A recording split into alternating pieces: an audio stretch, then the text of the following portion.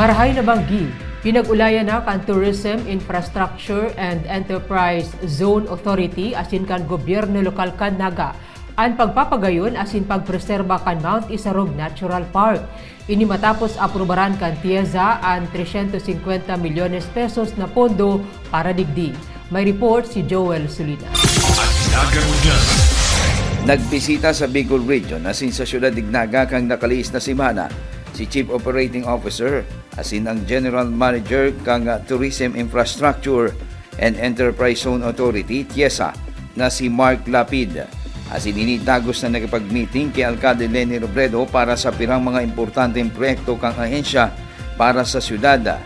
Ipinaghiras ni Mayor Leni Robredo sa Monday morning press con kaini kay Baang City Hall Press Corps ang napagkaulayan ni GM Mark Lapid kabali na digdi ang naaprubahan kang TIEZA na 350 million pesos na funding para sa proyektong pagpapakaray asin pagpapagayon kan Mount Isarog Natural Park sa porsyon na sakop kan Siyudad Dignaga, partikular sa Barangay Panikwason.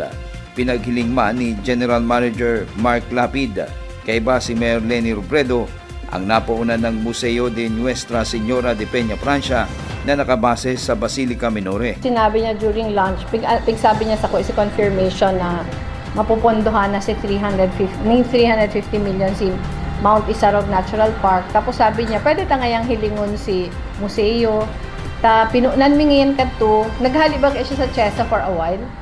Kang siya pa si TIEZA GM dati, pinunan yan. Kaya lang garo may pag-urulay yata na share, garo may iba-iba ang garo ang TIEZA portion sana ang ipapatugdok. Igwang iba na mapagibo kaya lang garo de inadagos. So sabi niya, garo sayang man ngayon na pinunan mi. Ipapatapos mi na lang. So di ko nalingaw ako si amount, garo 78.5 million pampatapos. So pinapakiulayan ta si pagduman miyaon si representative kang contractor tapos yaon man si vice rector. Ang sabi sa tukang representative kang contractor end of the year, pero sabi ta baka pwedeng inuto na dawa lobby. Ang proyekto para sa Mount Isarog Natural Park kabali ang pagpapakaray ka mga eksistidong building digdi asin mga pasilidad. Siring man ang pagdugang sa mga kinakaipuhang mga pasilidad sa lugar na dainay hiro o nadadanyaran ang kapalibutan o naturalesa kani. Ngaring mapreserba ang preskong kapalibutan na pwedeng bisitahon kan mga turista asin sa mga mahihilig sa nature hike asin adventure. May mga dagdag like halimbawa magibong canopy walk.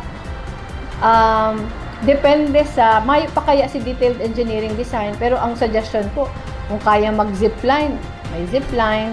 Ang mga turista baga naghahanap ng adventure. Pero si pakiulay ta lang, nagkaroon na sunod man duman sa initial design. Although nag-request kita sa UP na kung pwedeng hilingunin da. Itong UP architects na nagtatabang sa to. Kung pwedeng hilingunin da, baka may mga suggestion pa sinda. More than sa existing design ta. So, ang gusto ta sana na i-preserve si pagka-nature niya. Di magparasimento. Pero itong na may natuturugan ang tao, may nagigibuhan ng mga seminars. Tapos itong mga adventure seekers, igong rason para magduman. Tatagamahan man ng pondo kang gobyerno lokal ang pagmakal kang porsyon sa lote na hagupon kang access road pasiling sa lugar asin maut man na makipag-ulay ang alkalde o negosyara sa private lot owner kaini. Actually, nasa schedule tanan na makipag-negotiate sa owner. Igwa ng previous negotiation na nag-fall through. Pero makikinegotiate kita giraray. In fact, katong nagsakat kami, nahiling ko si May Sadiri, nagsabi ako na mabalik ako ta may tuyo ako sa iya. Mukhang open man. Sana din magka-problema. Halipot na sa naman ito. Sana din magka-problema, mabebenepisyohan man daw si mga may property sa taas. Para sa Nagangunyan, Joel Sulina. Ika ako, kita ang Naga. Antabayan ang iba pang impormasyong may kinaaraman sa Lambang Nagenyo. Ang Nagangunyan, sangaran kan sa Kuyang Pag-iriba sa Public Information Division na pinamamayuhan ni Jason Nyola. Ako si Riza Mostar Santos. Diyos mabalos.